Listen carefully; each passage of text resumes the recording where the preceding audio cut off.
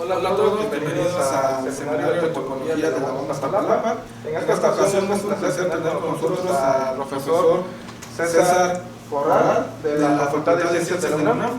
El profesor César Corral nos hablará el día de hoy sobre la capacidad de convergencia en contextos forenses. Entonces, muchas gracias por venir, por estar con nosotros y pues...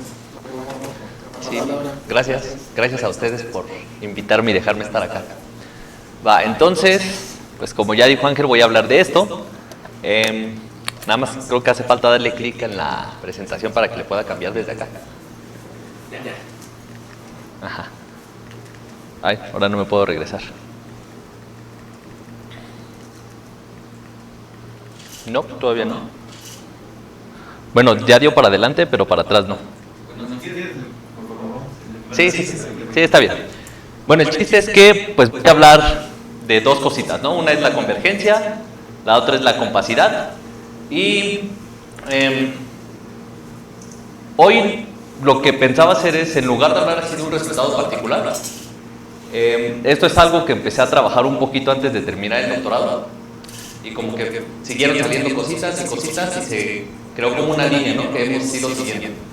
Entonces, en lugar de centrarnos como en una partecita, es como ver el panorama general de a dónde va toda esta línea de investigación que hemos seguido, dónde van acabando como ciertas ramitas hasta este momento con los resultados que se han tenido y cómo podemos continuar, ¿no? ¿Cuáles son los planes para seguir en este tipo de cosas? Esto pues tiene sus pros y sus contras, ¿no? Pros es que no nos vamos a atorar con tecnicismos de ciertas demostraciones, porque pues, no vamos a hacer ninguna demostración como tal, pero pues las contras es que van a ser muchas definiciones. Entonces lo que yo espero hacer es poderles más o menos dar la imagen, el panorama. Igual si sienten que es mucho todo lo que está escrito en definiciones, pues, nada más presentarles como la idea, que se queden con la idea y con cómo van funcionando las cosas. ¿Va? Y los resultados pues son los que no tienen nombrecito. Vienen de diferentes artículos, pero siempre son con ciertos autores, que son su conjunto de las siguientes personas. Es con Osvaldo Guzmán, Carlos Callejas, Puria Memalpanaki, Paul Shepsky y Stevo Todorovic. Entonces, ya ahora sí empezamos si quieren. Entonces, para hablar de convergencia y compacidad, pues vamos a empezar con las cosas más básicas, ¿no? Es un espacio compacto, sí. Siempre que tienes una cubierta con abiertos, pues tiene una subcubierta finita, ¿no? Entonces, es numerablemente compacto, pues sí, tienes lo mismo, pero para cubiertas numerables. Y la primera noción que nos relaciona las dos cosas, pues es también bien conocida, ¿no? Es de ser secuencialmente compacto. Ser secuencialmente compacto es que toda sucesión tiene una subsucesión convergente. Respecto a ser numerablemente compacto, pues se tiene esta caracterización, que un espacio es numerablemente compacto si todo conjunto infinito tiene un punto de acumulación. Y pues usando la definición original se ve fácil que los compactos son numerablemente compactos, y usando esta caracterización pues se ve fácil que los secuencialmente compactos son numerablemente compactos, ¿no? Entonces todas estas cosas son lo mismo en espacios métricos. Y ¿de cambio, por favor? Ajá. Se tienen estas implicaciones, ¿no? Gracias a la proposición anterior. Entonces, compactos y secuencialmente compactos son numerablemente compactos, pero también se tienen contraejemplos en general. Coinciden en espacios métricos, pero en general, por ejemplo, el ordinal omega 1 es un espacio secuencialmente compacto que no es compacto. Y beta omega es un espacio que es compacto, pero ni siquiera tiene sucesiones convergentes no triviales, ¿no? Las únicas sucesiones que convergen son las constantes. Y también hay un ejemplo de algo que es numerablemente compacto y no es ninguna de las otras dos, pero ahorita no nos vamos a meter en ese ejemplo, aunque es un ejemplo bien conocido, clásico de Novak y Teresaca. Vale, entonces hay muchas maneras de decir lo que es una sucesión, pero lo que nos va a servir a nosotros va a ser pensar las sucesiones como funciones de los naturales en un espacio, ¿no? Entonces, como que el conjunto de índices te los da f de n es el xn, pero las vamos a pensar de esta manera, como funcioncitas. Entonces uno puede preguntarse, ok, ¿y qué tal si cambio el dominio por otra cosa? Entonces, vamos a llamarle a corchetitos n, a los subconjuntos de tamaño n de un conjunto A, y a la omega son los conjuntos infinitos numerales, ¿vale? Entonces vamos a pensar en una sucesión de n dimensiones, n dimensional, como una función en la que ahora cambias omega por la n tuplas de omega. Y pues hay que pensar en varias cosas, ¿no? Una subsucesión en dimensión 1 es nada más agarrar un subconjunto infinito de índices y eso te da una subsucesión. Pero aquí queremos que las subsucesiones preserven esto de la dimensión 2. Entonces, ¿cómo va a ser? Bueno, dimensión n, aunque casi todos los ejemplos los voy a decir o dibujar en dimensión 2, ¿no? Para que sea un poquito más dibujable. Entonces, pues, ¿cómo vas a considerar una subsucesión de n tuplas? Pues te agarras un subconjunto infinito. Bueno, aquí debía haber puesto omega a la omega. Va a haber dos typos eventualmente, porque hay algunas diapositivas que copié de otra plática. Entonces, eventualmente, este infinito debería ser omega. Y eventualmente también, si cambio omega por los naturales, pues es nada más que ahí se me pasó acomodar eso. Va, entonces una subsucesión es, agárrate un subconjunto infinito de números naturales y ahora fíjate en todas sus n tuplas, ¿no? O sea, sigue siendo un subconjunto infinito de las n tuplas de todo omega, pero está dado como por algo de dimensión 1. Porque primero agarras algo de dimensión 1 y luego creas algo de dimensión n.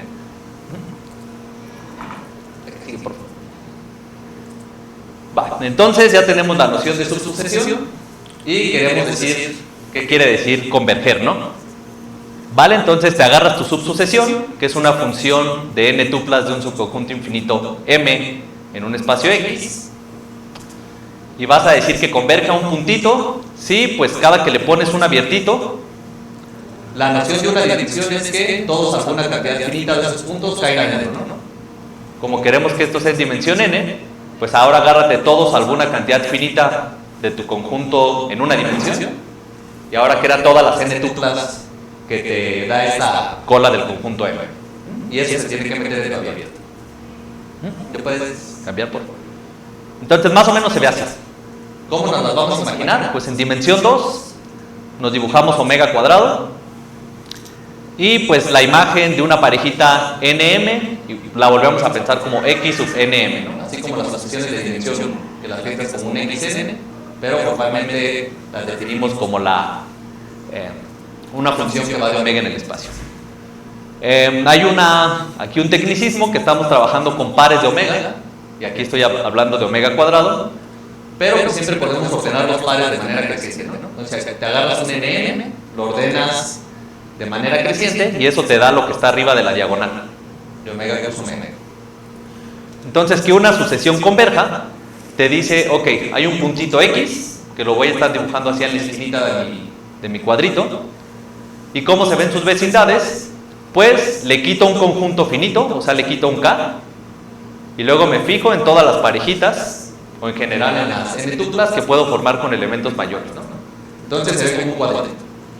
Entonces la diferencia entre convergencia de dimensión 1 y convergencia de dimensión 2 es que, pues aquí puedes dejar una cantidad infinita de puntos fuera, ¿no? Cada una de estas columnitas es una cantidad infinita de puntos, fijas la n, varías la n, se te quedan fuera, pero todavía puedes como que hablar de algo finito que te caracteriza los puntos que se quedan fuera.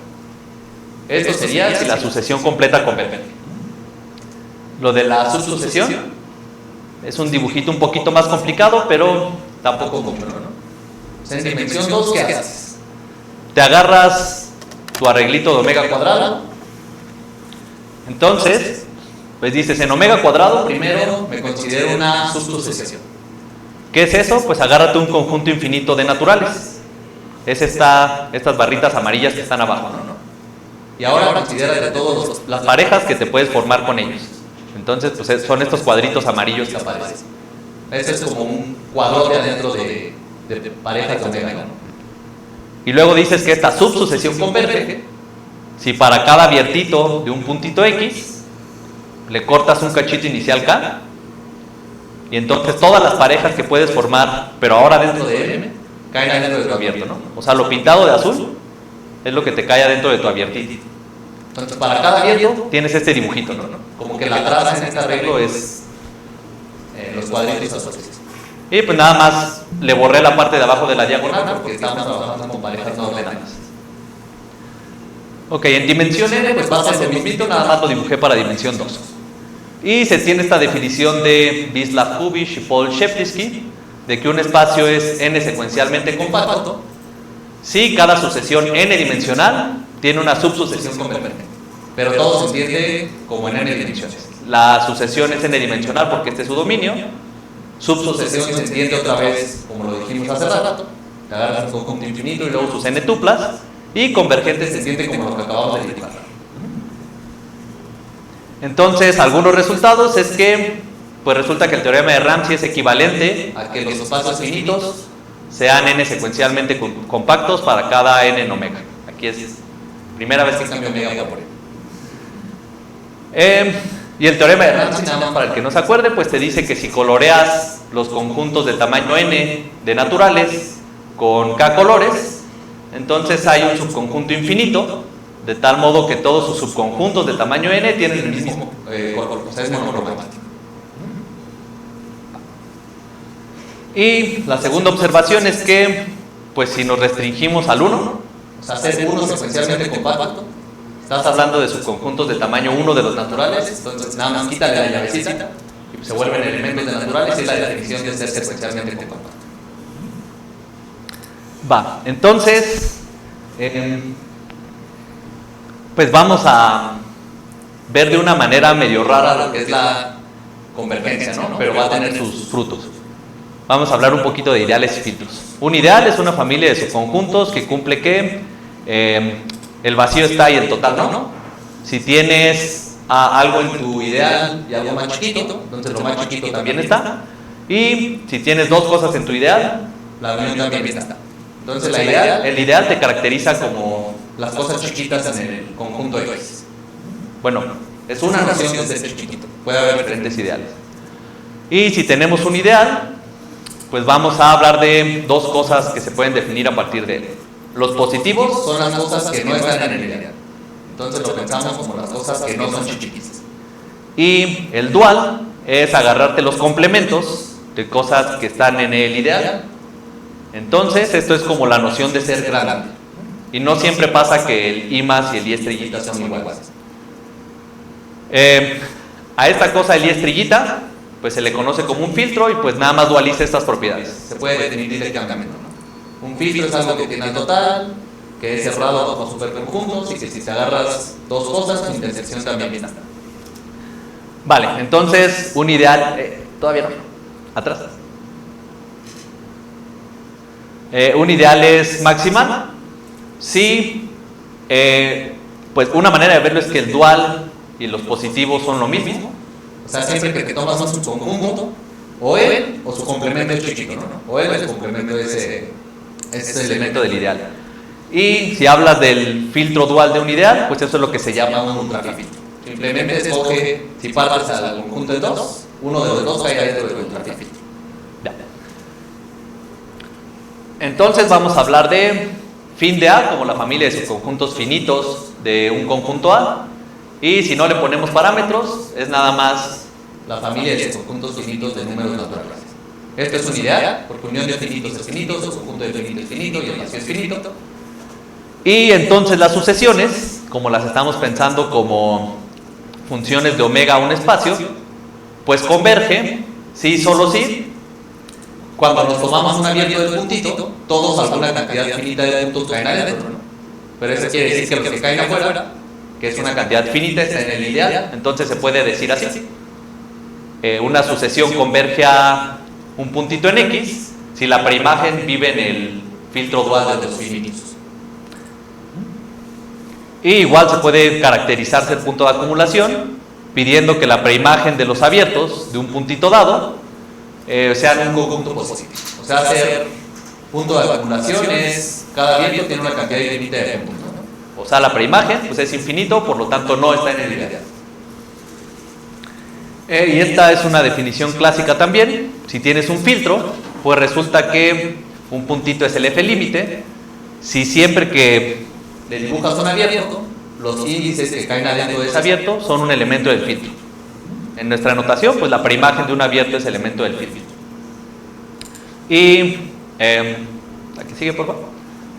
Un espacio es F compacto, pues si cada sucesión tiene un F límite.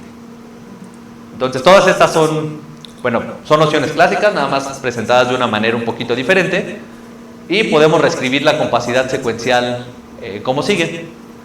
Si tienes una sucesión, entonces existe un conjunto de índices que no es chiquito, aquí pues es grande, pero siguiendo la analogía más bien sería no es chiquito, o sea está en los positivos de los finitos, y que converge a algún puntito, ¿no? O sea, en ese caso, una vez que trazas sus vecindades adentro de tu subsucesión, solo deja fuera una cantidad infinita. Entonces la compacidad secuencial se puede ver como que cada sucesión tiene un F límite, donde el F límite es este filtro, ¿no? Los subconjuntos de naturales que son cofinitos adentro de un conjunto A. No es exactamente ser F compacto, porque dependiendo de cada sucesión, pues la subsucesión te puede aventar diferentes conjuntos A, ¿no? O sea, algunos tienen una subsucesión que converge que son los pares, otra que son los impares, otra que es cualquier cosa, no sabes cómo es el conjunto que te da la subsucesión. Pero el filtro se ve igual, nada más adentro de diferentes conjuntitos. Entonces te da como algo homogéneo, y esta cosa te caracteriza exactamente ser secuencialmente compacto. Va, entonces, ¿por qué nos metimos en todas estas broncas de darle tantas vueltas a la compacidad secuencial?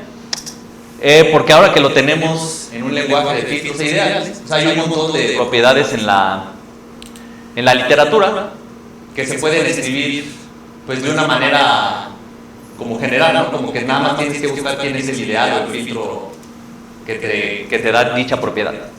Entonces, el primer ejemplo es esta definición, ¿no? Un espacio es estadísticamente convergente si cada sucesión tiene una subsucesión convergente, pero si te fijas en los subíndices que te da la subsucesión, la suma de sus recíprocos diverge. O sea, como que no te puedes tomar cualquier conjunto infinito, tiene que ser un conjunto infinito que cumple una propiedad adicional. Vale, entonces, pues desde cálculo 1 sabemos que si tienes dos series convergentes, su suma también es convergente, ¿no? Y converge a la suma. Entonces eso más o menos te da que I es un ideal, que son los subconjuntos que sus recíprocos convergen. Porque si te agarras dos subconjuntos y te agarras unión, pues la suma de su unión de hecho está contenida en tomarte las dos series por separado y sumarlas, ¿no? Ok, entonces ahora cambia fin más por I más respecto a este ideal. Y esta definición de acá arriba es lo mismito que escribimos, pero ahora con este ideal. Entonces es lo mismo que compacidad secuencial, pero con un ideal diferente. Otros espacios. Los espacios de Van der Waals son los que están asociados a un teorema de Ramsey, que es el teorema de Van der Waals. Entonces vamos a ver qué es eso. Un conjunto va a ser AP si contiene progresiones aritméticas grandes, ¿no? Un conjunto de Van der Waals. Entonces, el teorema está escrito así, pero básicamente es este. Agarra un conjunto que contiene progresiones aritméticas arbitrariamente grandes. Píntalo con K colores, donde K es finito. Entonces, en uno de los colores, también hay progresiones aritméticas arbitrariamente grandes. Eso es lo que te dice el teorema de Van der Waals. Entonces, pues uno puede definir el ideal de las cosas que no satisfacen eso. O sea, las cosas que no son AP conjuntos, que no contienen progresiones aritméticas arbitrariamente grandes. Entonces, ¿qué vamos a hacer aquí? Si algo no contiene progresiones aritméticas arbitrariamente grandes, tampoco un subconjunto, ¿verdad? Entonces, pues está cerrado a los subconjuntos. El vacío no contiene progresiones aritméticas en general. Y para ver la unión, pues agarramos dos conjuntos que no contienen progresiones aritméticas arbitrariamente grandes. Si la unión sí contuviera progresiones aritméticas arbitrariamente grandes, agarras el teorema de Van der Waals y lo pintas de dos colores, ¿no? Dependiendo de qué lado de la unión viene.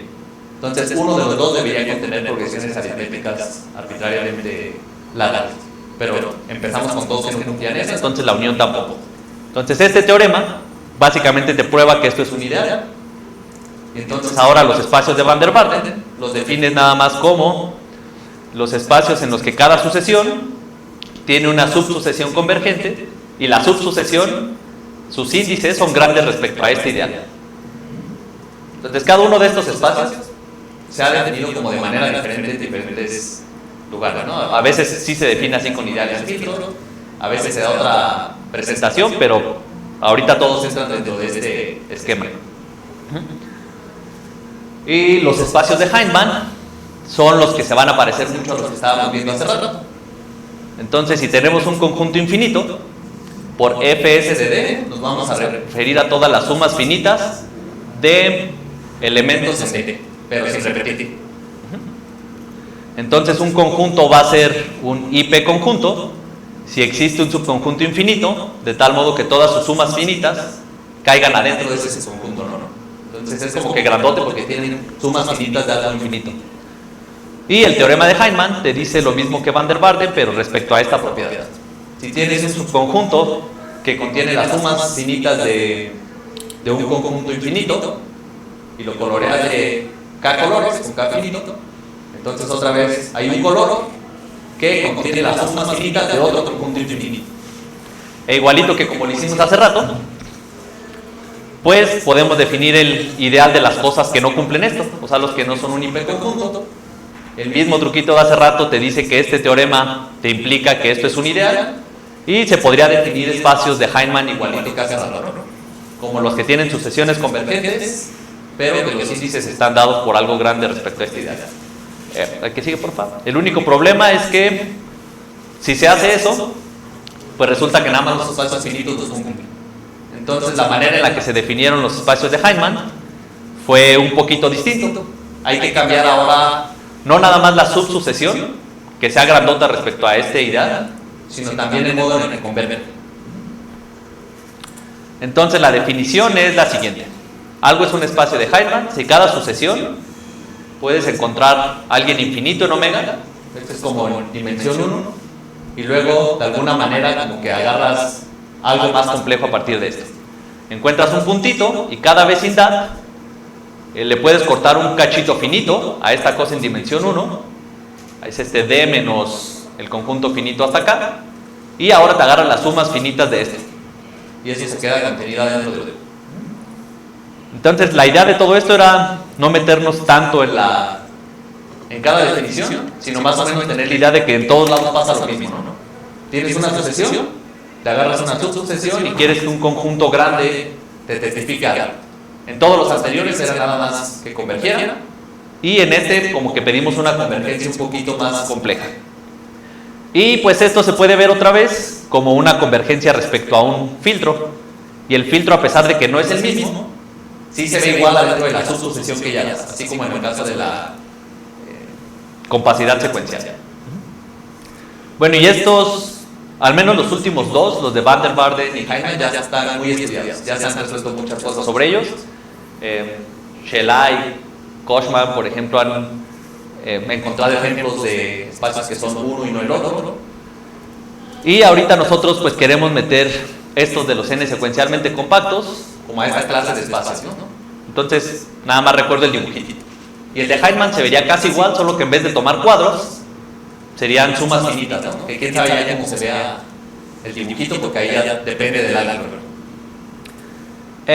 Y el que sigue, nada más, si quieren ponerlo rapidito, es para que se vea que estos espacios n secuencialmente compactos, pues es nada más repetir el mismo esquema que hace rato, un copy-paste. Pero pues ahora hablas del teorema de Ramsey, del ideal asociado, que el ideal son pues las cosas que no contienen cuadritos en dimensión 2, por ejemplo, o los subconjuntos infinitos de las n tuplas que no contienen, más bien los subconjuntos de omega a la n, que no contienen las n tuplas de ningún m, ¿no? Que no contienen ningún cuadrito adentro. Va, entonces esto también nos sirve porque, pues así como lo hicimos con el teorema de Ramsey, el teorema de Ramsey nos sirve para cada n natural, ¿no? Pero hay una manera de extender esto a dimensión infinita, con unas cosas que se llaman barreras. Entonces aquí las barreras van a cumplir dos propiedades. Son subconjuntos finitos de números naturales que son anticadenas respecto a la contención. No puede haber dos que estén uno contenido en el otro. Y si tienes un subconjunto infinito, entonces hay alguien en tu barrera que se meta dentro de alguno. Entonces, yo creo que el nombre de barrera queda entendido con un dibujito. Las n tuplas de los naturales, si uno se dibuja, déjenme lo dibujo al revés mejor. Si uno se dibuja las sucesiones finitas de naturales, pues las sucesiones de tamaño n o las n tuplas quedan así como una línea horizontal, ¿no? Y estas pues van a resultar ser barreras. El chiste de las barreras es que es algo un poquito más general, ¿no? ¿Qué pasa con esto? Pues ninguno de estos puntitos está contenido en el otro. Y si te agarras un conjunto infinito de natural, pues se ve como una ramita aquí, y en algún momento tiene que pasar por esta línea horizontal. Entonces, ¿cuál es la idea de estas barreras? Pues ahora no es una línea horizontal, ¿no? Es alguna cosa que se ve chistosa, por ahí atravesada en tu arbolito omega la menor que omega. Ni uno de ellos está contenido en el otro, pero si tú te agarras una ramita infinita, pues en algún momento cruza tu barrera, ¿no? Por eso es como una... se llama barrera, porque está ahí, todo pasa a través de ese lugar. Vale, entonces, pues así como dibujar el arbolito, uno puede identificar los conjuntos finitos con las sucesiones finitas, nada más enumerando recientemente. Y puede asociarle un árbol a las barreras, que es, pues agárrate de conjuntos finitos y fíjate en todas las cosas que están contenidas. Entonces en el dibujito es esta barrera, pues nada más agárrate de todo lo que está arriba. Y como esta cosa es un subárbol de omega la menor que omega, es bien fundado y tiene un rango. Entonces ahorita vemos con un dibujito cómo se ve esto. Los singuletes son una barrera. De hecho, cualquier omega a la n es una barrera. Dos conjuntos del mismo tamaño no pueden estar uno contenido en el otro a menos que sean el mismo. Por lo tanto, es una anticadena, ¿no? Respecto a la contención. Y si te agarras un subconjunto infinito, ¿quién es el conjunto de tamaño n, que es segmento inicial de n? Pues sus primeros n elementos. Y la barrera es lo que aquí está dibujado como en rojo. Si te agarras, por ejemplo, los subconjuntos de tamaño 1, te tienes que fijar en todas las cosas que están contenidas en alguno de estos, ¿no? Pero ¿quién es el único? Pues el vacío. Es el único conjunto finito. Entonces tu arbolito se ve así. Los de tamaño 1 aquí y abajo el vacío. Esto es bien fundado, entonces a las hojitas se les pone rango 0. Todos estos tienen rango 0. ¿Y cómo se define el rango en el arbolito? Pues un nodo le pones de rango el rango de sus sucesores más 1 y luego el supremo de todos. Como todos los sucesores del vacío tienen rango 0, 0 más 1 es 1, entonces todo esto te va a dar el supremo de 1, entonces el vacío tiene rango 1. En esta barrerita. En el caso finito, de hecho hay otra presentación, ¿no? Es como cuál es la distancia máxima del vacío a una hoja. Como aquí del vacío a las hojas siempre está en distancia 1, es el rango del vacío es 1 y ese es el rango de la barrera. En los pares pues haces algo parecido, ¿no? Pones el vacío, ese es el que siempre va a estar contenido en todos, pones todos los singuletes y luego el singulete n pues está contenido en todas las parejitas que tienen al n, ¿no?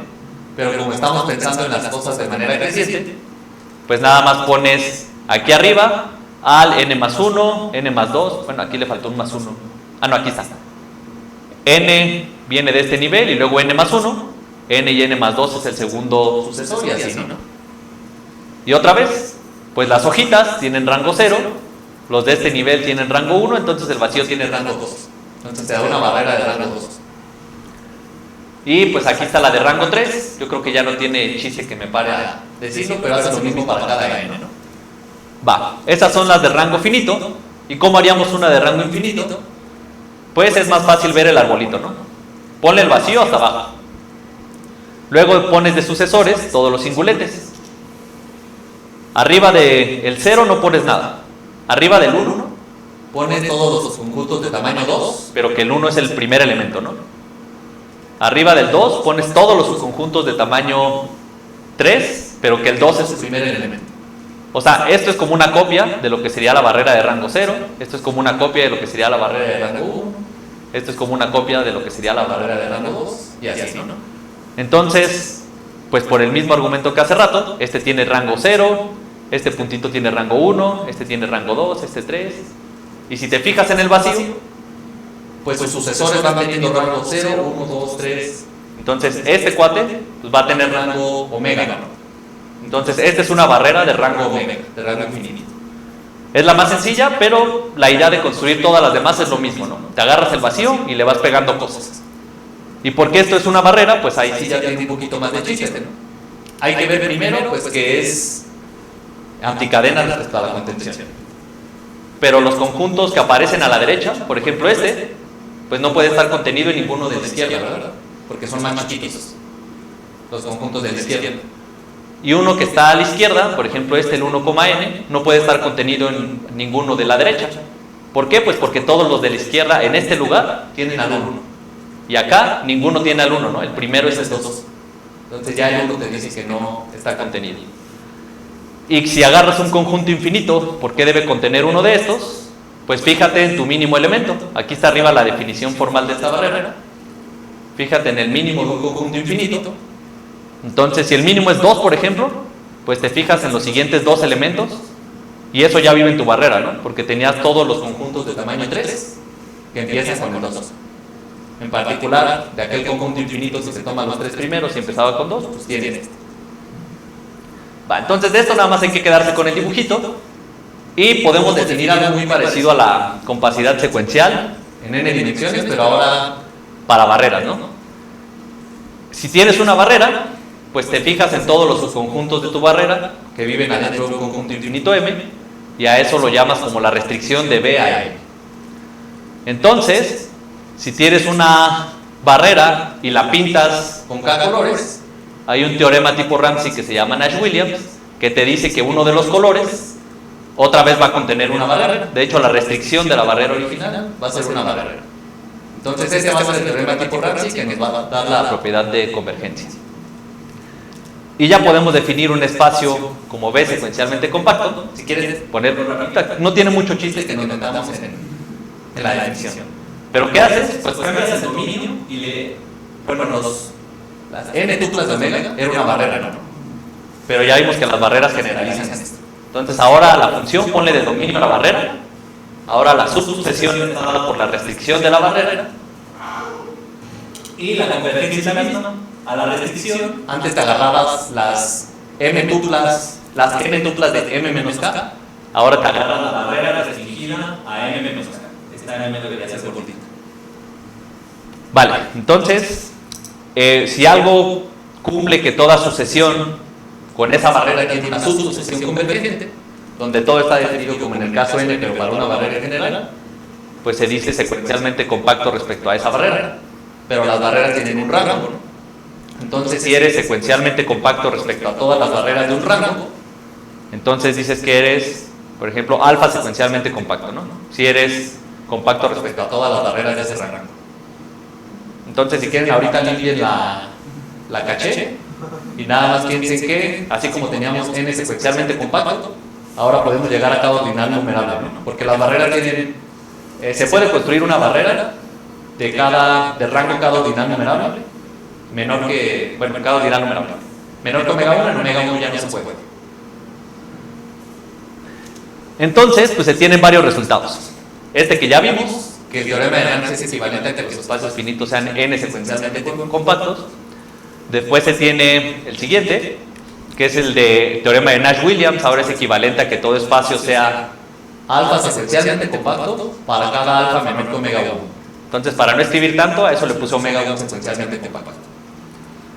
Y lo que es más interesante es que pues estas propiedades son decrecientes, ¿no? Si tienes alfa menor que beta y algo es beta secuencialmente compacto, entonces también es alfa secuencialmente compacto.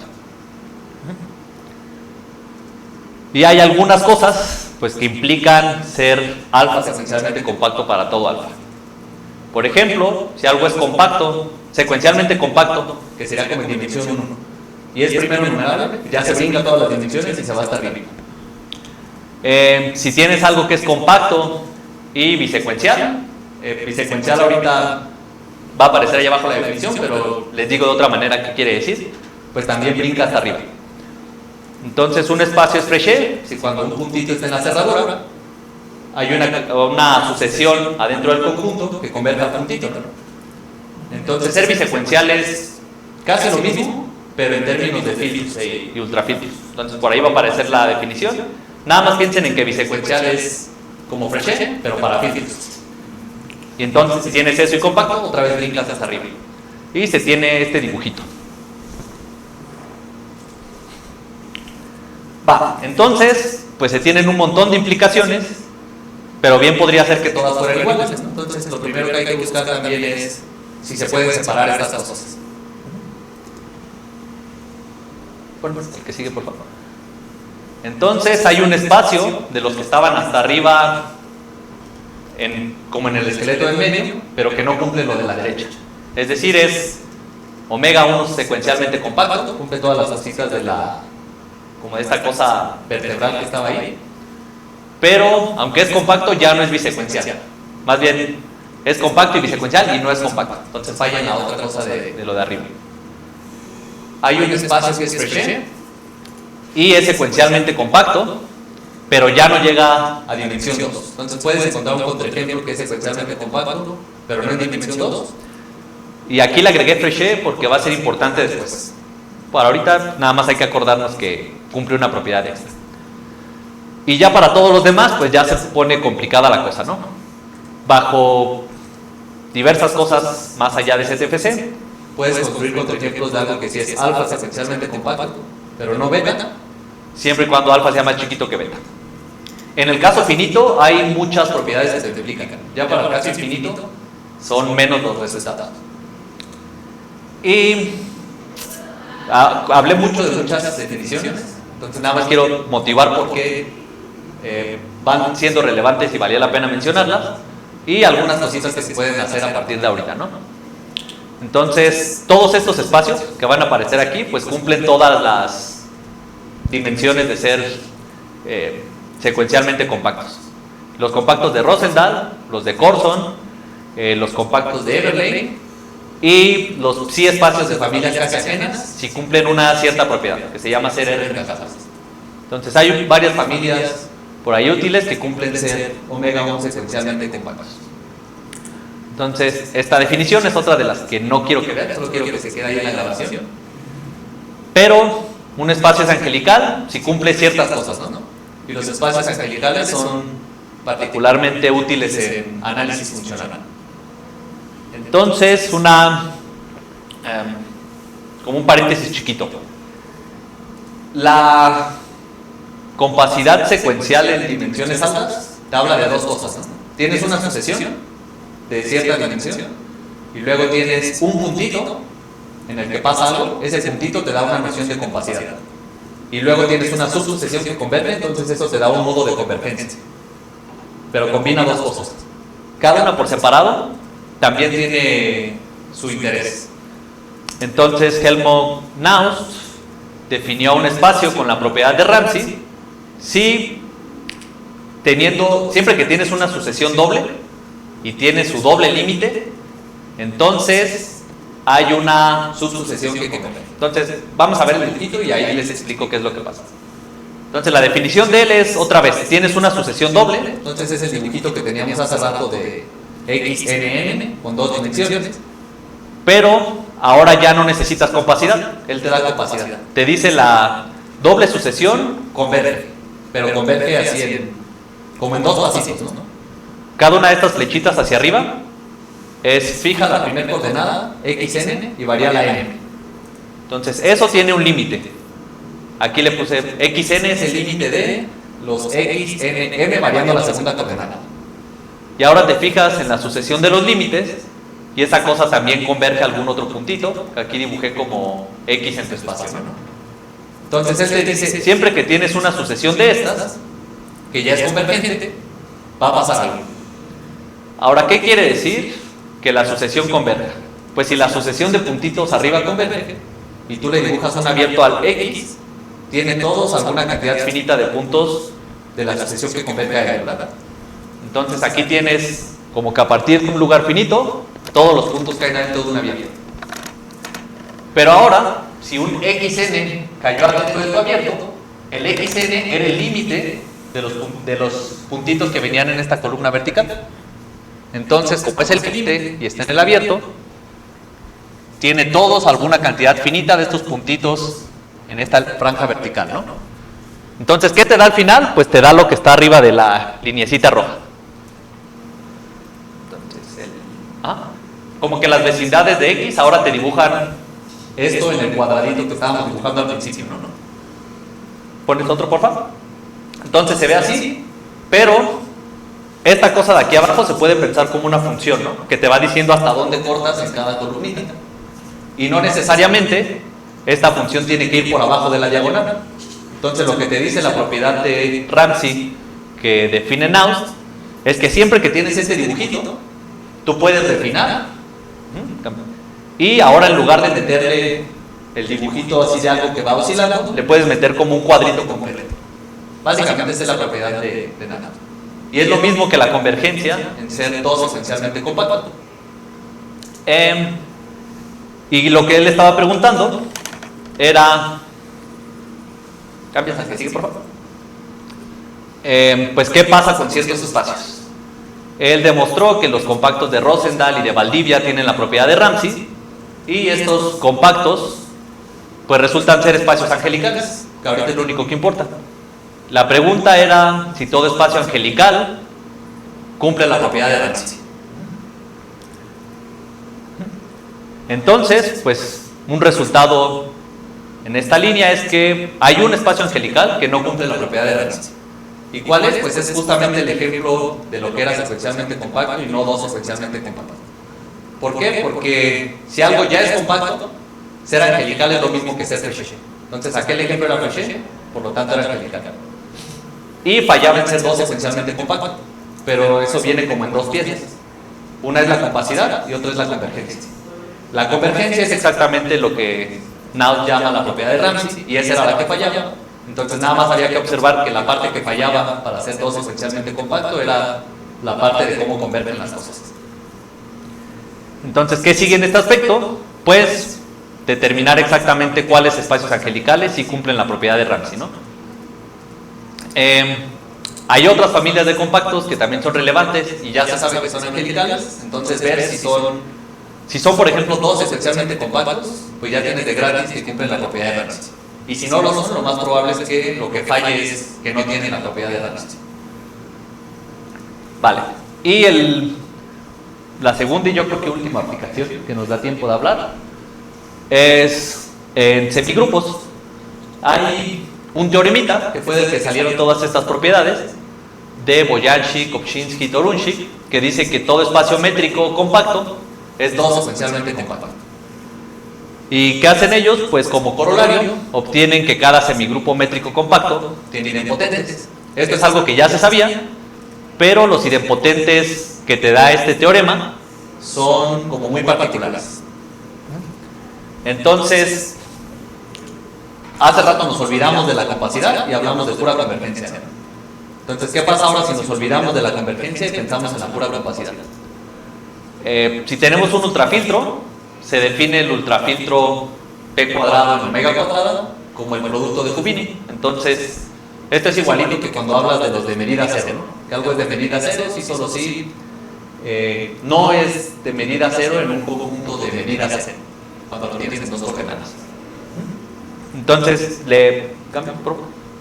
básicamente te dice que te fijas en una coordenada, te agarras un elemento de tu ultrafiltro ahí, y luego te fijas en cómo se ven las columnitas en esas coordenadas, y ahora la línea vertical o la proyección es un elemento de tu ultrafiltro en todos estos, ¿no? Que ya era un elemento de tu ultrafiltro. Entonces es como poner ultrafiltra una cantidad grande de cosas acá en la que la cosa es grande. Y un puntito va a ser un P cuadrado límite. Ya no nos metemos a la definición. Básicamente, si piensas en omega cuadrado, ahora piensas en las sucesiones de dimensión 2 y los abiertos de X como que te dibujan algo que se ve como un elemento de P cuadrado. Entonces esta era la definición. Si quieren, no es necesario verla, nada más con el dibujito queda más o menos claro. Pero lo que es importante es que vamos a decir que un espacio es dos numerablemente compacto si cada sucesión doble tiene un puntito que sus trazas se ven así como hace rato. Hay un ultrafiltro, de tal modo que sus trazas se ven como elementos del cuadrado del ultrafiltro.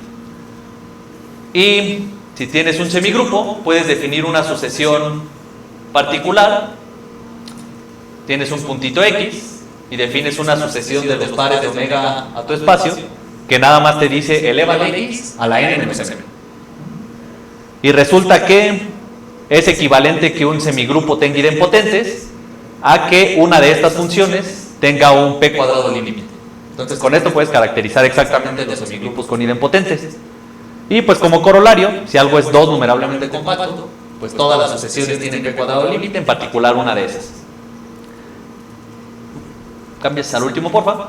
Y se tienen, pues estas, así como dije, dos numerablemente compacto, se puede hacer para todas las dimensiones, pero no tiene mucho caso ahorita que nos metamos, basta con dimensión 2. Y lo que seguiría aquí, pues es un problema importante de respecto a los semigrupos topológicos. El teorema de Wallace dice que cada semigrupo topológico compacto, que tiene cancelación por ambos lados, es un grupo topológico. Y el problema de Wallace pregunta si puedes cambiar compacto por numerablemente compacto. La manera en la que se prueba el teorema de Wallace, pues es gracias a varios resultados. Aquí está la gente que probó algunos de ellos. Y resulta que los semigrupos topológicos compactos tienen varios ingredientes, ¿no? Tienen idempotentes, no contienen copias del semigrupo bicíclico, y ciertos subgrupos maximales sí son grupos topológicos. Entonces, pones todo esto en una licuadora y hace ciertas cositas y te da el teorema de Wallace, ¿no? Entonces, pues la pregunta es, ¿se conocen varios contraejemplos con axiomas adicionales de que numerablemente compacto no basta, pero sigue siendo abierto en CTTC? Entonces, pues la pregunta es, en lugar de buscar contraejemplos, ¿qué tal si ponemos algo un poquito más fuerte que numerablemente compacto? Por ejemplo, 2 numerablemente compacto está un poquito más arriba y ya sabemos que nos da los idempotentes, ya nos da un ingrediente. Entonces la pregunta es, ¿qué pasa con los otros ingredientes? Y si nos da los otros ingredientes, entonces también podemos meter todo a la licuadora y sacar el teorema de Wallace y cambiamos numerablemente compacto por 2 numerablemente compacto. Entonces esto es lo que seguiría en esta línea, ¿no? Y lo último era nada más una curiosidad. Si quieres nada más ponerlo, dejarlo un par de segundos, porque este fue mi primer proyecto de doctorado y se me hizo chistoso que 8 años después, sin darme cuenta, acabé lo mismo. Pero igual solo adelantando, para no dar las definiciones. Pero todos los contraejemplos que construimos resultaban ser también contraejemplos de lo que teníamos en aquel proyecto. Y al final, pues nada más puse ahí las referencias en las últimas 2 diapositivas. En caso de que si a alguien le interese, pues ya va y checa ahora sí las cosas con cuidado, ¿no? Porque esto fue un poquitín rápido. Gracias.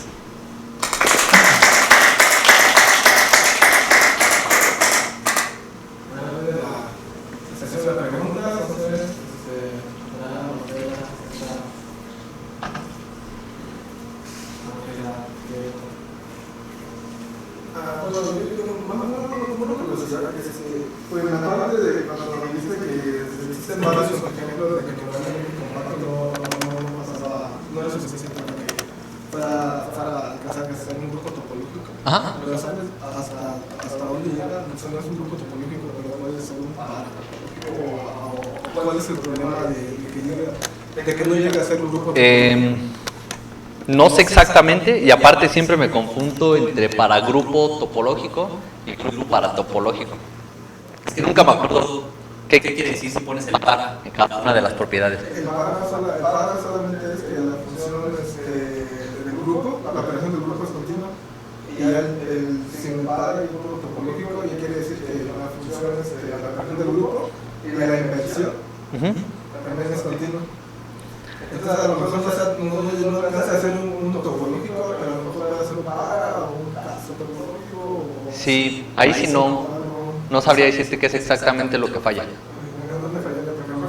se alcanzaría lo ideal que fuera topológico, pero también hay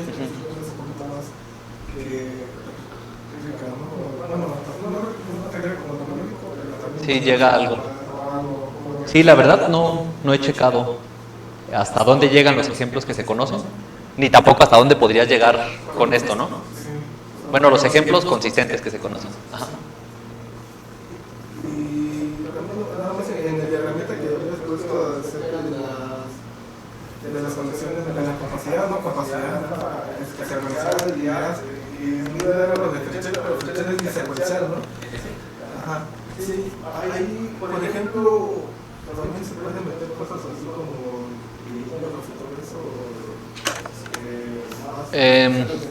bueno, pues es que compacto ya está por acá, ¿no? Entonces, Lindelof se puede meter allí abajo de compacto.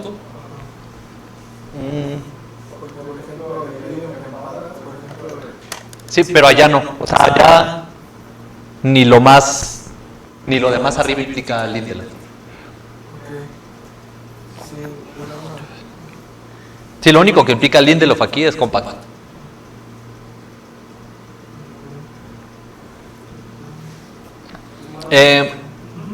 Pues de hecho si tuvieras pues Lindelof y alguna otra cosa ya sería numerablemente compacto y te regresa compacto, ¿no? Entonces cualquier cosa que sea, no sé, por ejemplo, ves esencialmente compacto y no compacto ya es algo que no es Lindelof.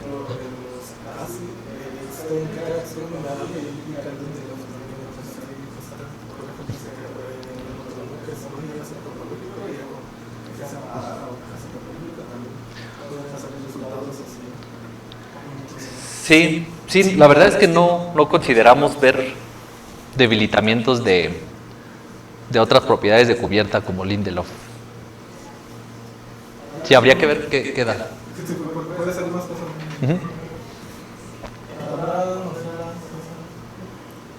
Gracias, si tenemos comentarios, preguntas, podemos agradecer a César por la participación.